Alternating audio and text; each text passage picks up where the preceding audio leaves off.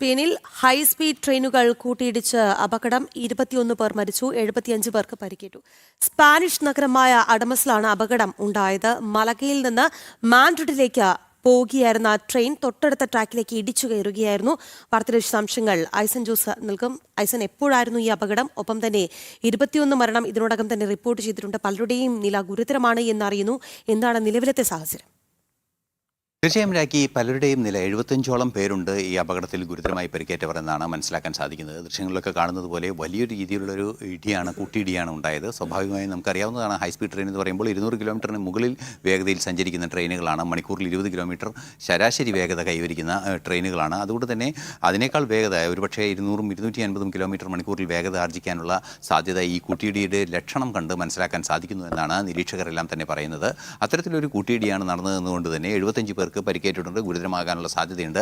21 പേരുടെ മരണം ഔദ്യോഗികമായി തന്നെ സ്പെയിൻ അറിയിക്കുകയും ചെയ്യുന്നുണ്ട്. നേരത്തെ സൂചിപ്പിച്ചതുപോലെ അഡമസിലാണ് ഈ സംഭവം ഉണ്ടാകുന്നത്.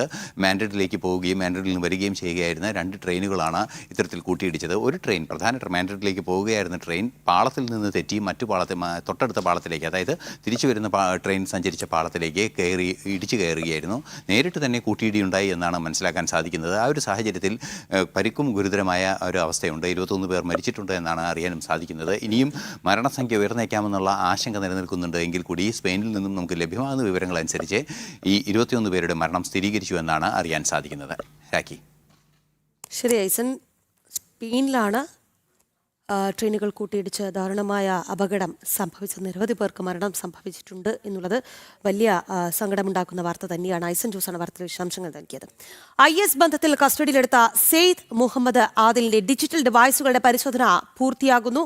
ഡിജിറ്റൽ തെളിവുകൾ ക്രോഡീകരിച്ച് വീണ്ടും ചോദ്യം ചെയ്യാനാണ് നീക്കം. കഴിഞ്ഞ 10-നാണ് ആദിലിനെ തിരുവനന്തപുരം അന്താരാഷ്ട്ര വിമാനത്താവളത്തിൽ നിന്നും ATS സംഘം അറസ്റ്റ് ചെയ്തത്. വിവരങ്ങളുമായി ജിജീഷ് കൃണാകരൻ ചേരുകയാണ്. ജിജീഷ്, ആദ്യഘട്ടത്തിൽ ചില സംശയങ്ങൾ തോന്നി, പിന്നീട് ചോദ്യം ചെയ്ത് വിട്ടയക്കുകയായിരുന്നില്ലേ?